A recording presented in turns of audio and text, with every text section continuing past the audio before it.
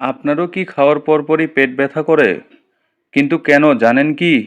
বেশি ক্ষুধা পেলে অনেক সময় পেট ব্যথা করে এবং খাবার খেলে এ ব্যথা চলে যায়। এটা স্বাভাবিক প্রক্রিয়া। কিন্তু অনেকের ক্ষেত্রে খাবার খাওয়ার পর পেট ব্যথা করে।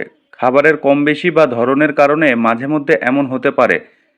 তবে এমন যদি প্রতিদিন হয় তাহলে তা অবশ্যই চিন্তার কারণ।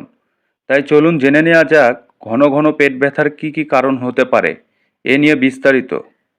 জিইআরডি গ্যাস্ট্রোইসোফাজিয়াল রিফ্লাক্স ডিজিজকে সংক্ষেপে জিইআরডি বলা হয়। এর ফলে অতিরিক্ত খাবার খেলে বা মশলাদার খাবার খেলে খাদ্যনালীতে পাকস্থলীর অ্যাসিড চলে যায়, যা বুকে জ্বালাপোড়া ও পেটে খুবই ব্যথাময় অনুভূতি দিতে পারে। জিইআরডিতে ভুগে থাকলে মশলাদার খাবার, ক্যাফেইন ও অ্যালকোহল সীমিত করতে হবে। আলসার খাবার খাওয়ার পর প্রায় সময় পেট ব্যথা করলে এবং সেই সঙ্গে ওজন হ্রাস, রক্তশূন্যতা, বমি, গিলতে কাঠিন্যতা অথবা মলে রক্তের উপস্থিতি থাকলে এটি আলসারের লক্ষণ হতে পারে। আলসারের উপসর্গে ভুগলে চিকিৎসক দেখানো উচিত।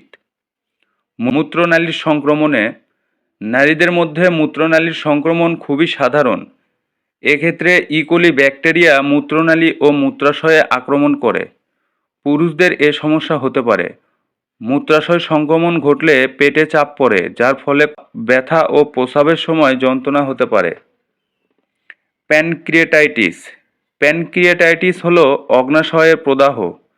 চিকিৎসকদের মতে এই রোগের ফলে খাবার খাওয়ার পর উপরের পেটে ব্যথা এবং পিঠে ব্যথা হতে পারে। ক্রনিক প্যানক্রিয়েটাইটিসে পিত্তপাথর ও অগ্ন্যাশয় পাথর হতে পারে।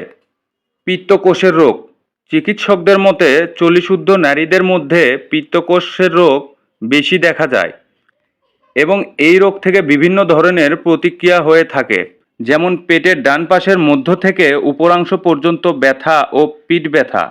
এই রোগ থাকলে চর্বিযুক্ত খাবার খাওয়ার পর মৃদু থেকে তীব্র ব্যথা হতে পারে।